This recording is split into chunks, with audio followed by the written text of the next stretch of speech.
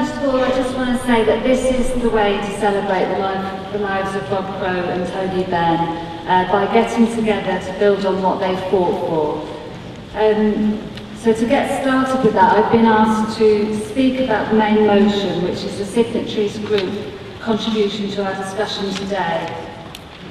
So this is the part of the conference to agree a set of policy aims, and we thought to do that it would be useful to start from some of the main anti-austerity policies that key parts of the movement have already developed and discussed and agreed.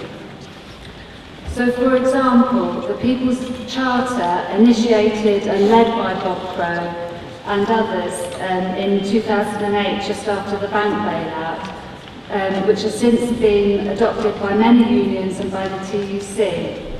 This lays out 6 economic and social reforms to be carried out by a genuine anti-austerity government. And the People's Charter campaign is now part of the People's Assembly. So at a meeting last December, supporters of the People's Assembly got together to discuss how to consolidate the policy alternatives to austerity that we all shared. So the People's Charter Statement 2014 in your pack is the result of that discussion. As a consequence of that discussion with friends from Occupy, the Greens and others, the Signatories Group presents this statement as a starting point for our conference this morning. The statement registers some of the work already done and the policy achievements already made across a wide spectrum. We can all take heart from the battles against austerity that have broken out and broken through so far. Lewisham, the fight for our public sector pensions, the campaigns against legal aid cuts, the campaigns against the bedroom tax, the defeat of the military intervention in Syria, the clear shifts in public opinion on utilities, the banks and the living wage. The People's Assembly is set up to promote unity of all progressive struggles against austerity so that we are all more effective.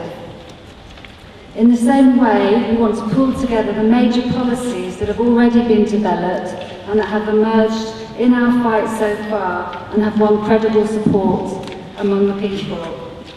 Bringing together our organisations and our basic ideas for the battle ahead of us is a no-brainer, and this is why we've all come here today. As the statement says, we need a government to reverse damaging austerity and to move our politics and economics in a different direction. I would add that we have every right to expect that those who seek to represent us be of the calibre of Bob Crow and Tony Benn, rather than them being the exception. So I hope that you will be able to support the Signatories Group statement on policy aims, along with the wealth of ideas and motions that we'll be discussing this morning, inspired by the anti-austerity battle so far. Thank you.